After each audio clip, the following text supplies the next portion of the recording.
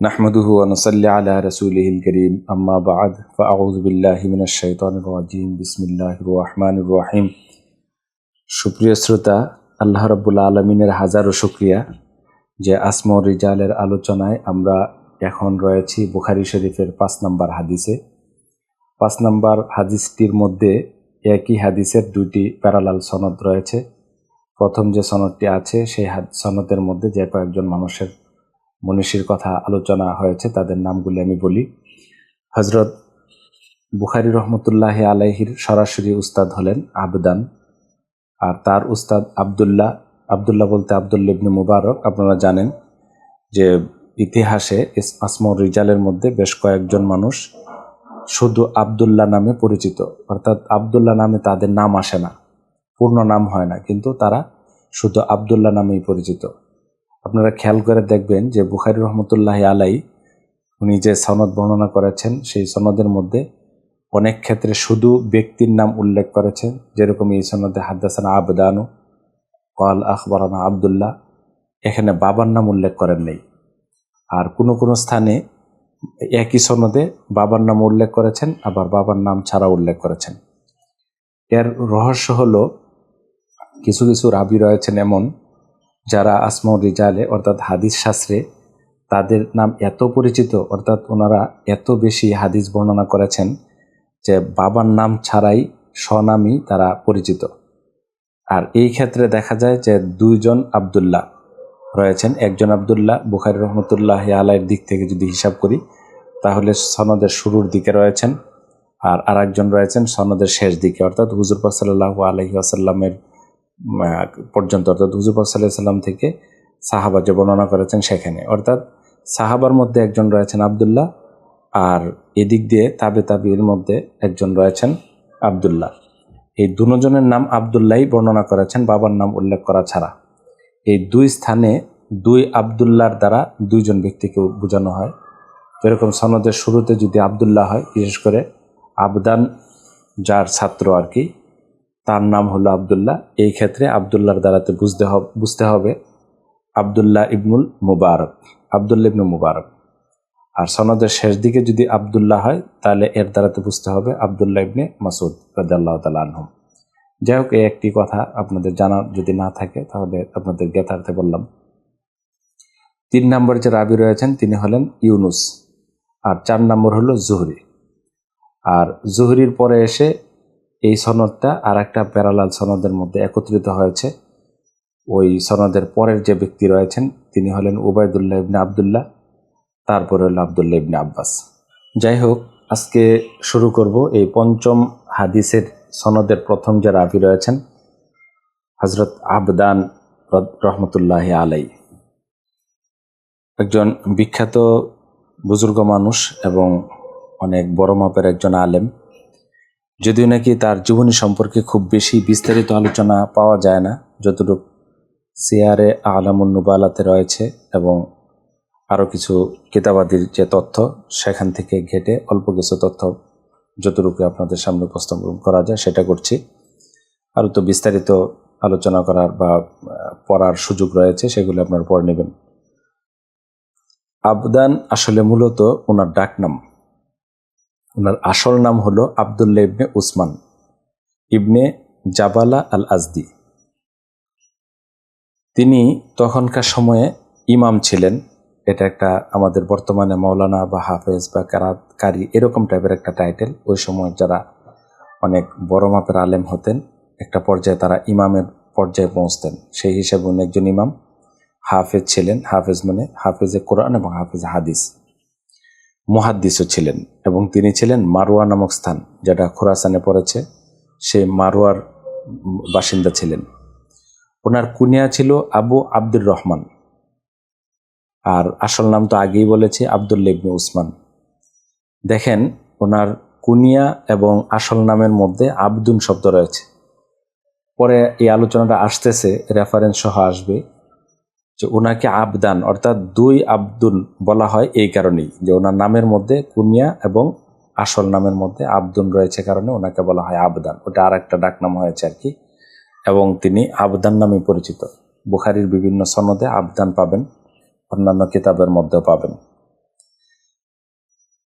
তারা ছিলেন, তাদের বংশ পরিচয়টা এরকম: আবু আব্দুর রহমান আবদুল্লাহ ইবনে উসমান ইবনে জাবালা ইবনে আবি রাওয়াদ মাইমুন অথবা আইমান।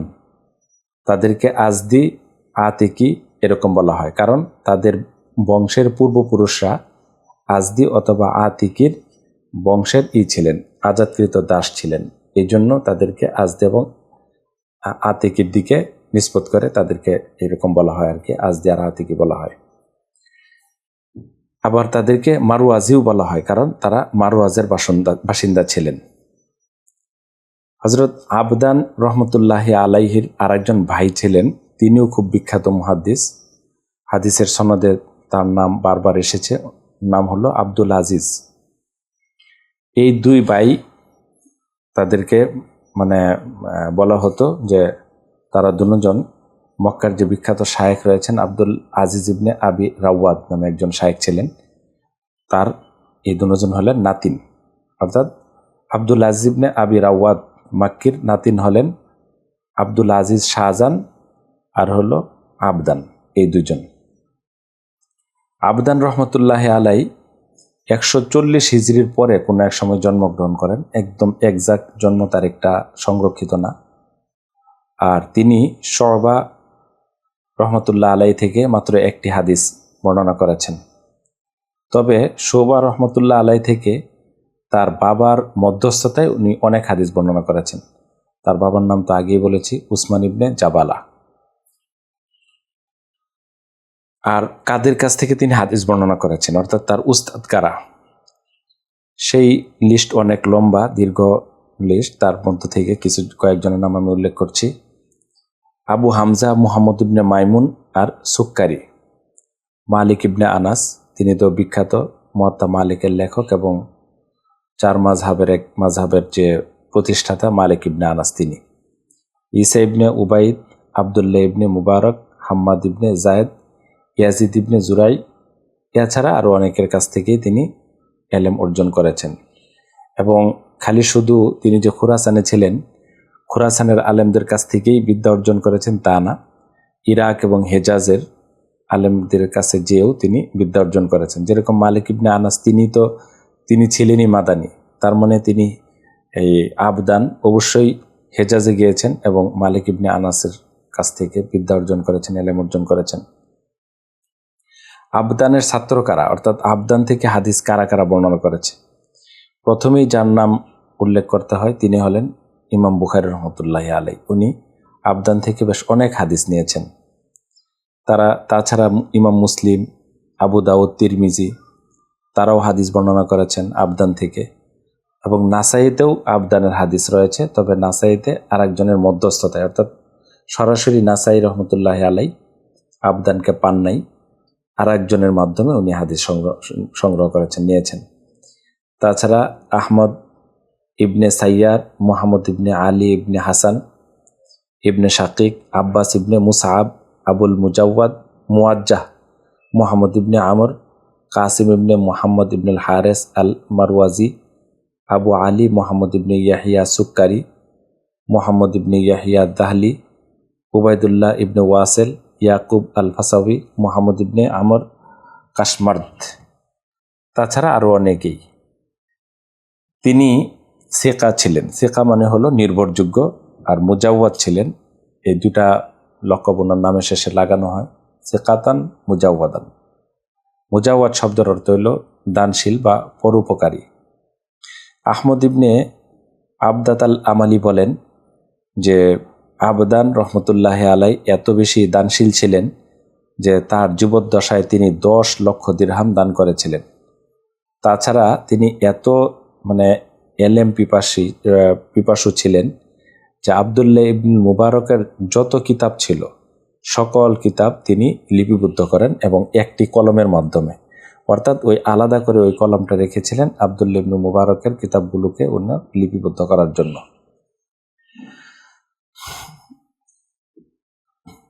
তিনি বলেন যে আবদান রহমতুল্লাহ আলাই বলেছেন যে আমার কাছে কেউ কখনো কোনো জিনিস চেয়েছে আর পায়নি, এরকম হয়নি। বরং কোনো ব্যক্তি যদি আমার কাছে কোনো সাহায্য চাইতো আর সেটা যদি আমি নিজেই তাকে সেই সাহায্যটা করতে পারতাম তাহলে করে দিতাম। যদি টাকা পয়সার দরকার পড়তো তাহলে তাও দিতাম। যদি আশপাশের মানুষের কাছ থেকে সাহায্য নিয়ে তাকে সাহায্য করার প্রয়োজন পড়তো তাও করতাম। পরিশেষে যদি রাষ্ট্রীয় সহযোগিতা নিয়ে হলেও তার উপকার করা সম্ভব হতো তাহলে সেটাও আমি করতাম। অর্থাৎ কাউকে তিনি খালি হাতে ফেরাতেন না। আহমদ ইবনে হাম্বল বলেন যে মা বাকিয়া ইল্লার রাহলাতু ইলা আবদান বিখুরাসান, অর্থাৎ তিনি বলতেন যে আমার একটা সফরই বাকি রয়েছে, সেটা হলো খুরাসানের। আমি সেখানে আবদান রহমতুল্লাহ আলাইকে দেখতে যাওয়াটা আমার বাকি রয়েছে। অর্থাৎ তিনি আহমদ ইবনে হাম্বল আবদান রহমতুল্লাহ আলাইকে এত বড় হিসাবে জানতেন। খুব স্বাভাবিকভাবে পরে খুব সম্ভবত তিনি হয়তো খুরাসানে গিয়ে আবদানের সাথে সাক্ষাৎ করেছেন, সেই কথাটা এখানে উল্লেখ নাই। আর আবু আবদুল্লাহ আল হাকিম বলেন যে তিনি ছিলেন তৎকালীন সময়ে ওই খুরাসানের সবচেয়ে বড় হাদিসের ইমাম। তিনি শুবা থেকে 10-এর কম হাদিস বর্ণনা করেছেন। আমি উপরে উল্লেখ করেছি কিন্তু একটি হাদিসের কথা। এখানে আবু আবদুল্লাহ ইবনে হাকামের বক্তব্য হলো যে তিনি 10-এর কম করেছেন, কিন্তু কয়টি সেটি উল্লেখ করেননি। আর তিনি বলেছেন যে আবদান ছিলেন নিঃসন্তান, তার সহায় সম্পত্তি যা মৃত্যুর পরে উনি রেখে গিয়েছেন সেগুলি তার ভাই মালিক হন এবং ভাই ভাতিজা অন্য যারা তারা পেয়েছিল। আর তার ব্যাপারে আরেকটু কথা আবু আবদুল্লাহ বলেন যে আবদানকে খুরাসানের বিচারপতি নিযুক্ত করা হয়েছিল। আর বিচারপতি নিযুক্ত করেছিলেন ইবনে জহের নামে তৎকালীন খুরাসানের গভর্নর। জাউজান নামক শহরে আর কি ওনাকে বিচারক নিযুক্ত করেছিলেন। তিনি কিছুদিন এই পদে থাকার পরে এক সময় উনি সেখান থেকে ইস্তফা দিতে চাইলেন। সেই ইস্তফাটাও ছিল সসম্মানে, অর্থাৎ তিনি ইস্তফা চেয়েছিলেন এবং তাকে ইস্তফা দেওয়া হলো এবং সসম্মানেই দেওয়া হলো। সাধারণত পদ ছেড়ে দিলে তৎকালীন সময়ের বা সমসাময়িক কালের যে রাজা বাদশাহ থাকে তাদের সাথে তিক্ততা হয় এবং বিদায়টা সুন্দর হয় না, কিন্তু আবদান রহমতুল্লাহ আলাইহির বিদায়টা সুন্দর হয়েছিল। আব্বাস ইবনে মুসআব বলেন যে আবদান রহমতুল্লাহ আলাই শুবা থেকে 10-এর কম হাদিস বর্ণনা করেছেন। অর্থাৎ এই বিষয়ে একাধিক মানুষের বক্তব্য একই রকম আসলো, অর্থাৎ 10-এর কম। আর আবু সাইদ সামাআনি বলেন যে আমি একবার বারুজির্দ নামক স্থানে আর কি আমি গেলাম এবং সেখানে আমি বসলাম যে আমি কিছু আমার বাকি রয়েছে এরকম কোনো কিতাবাদির নুসকা আমি সেই মসজিদে বসে আমি লিখব। তখন আবু সাইদ সামাআনির বক্তব্য যে আমার পাশে একজন বয়স্ক লোক এসে বসলেন এবং আমাকে বললেন যে তুমি কি লিখছ।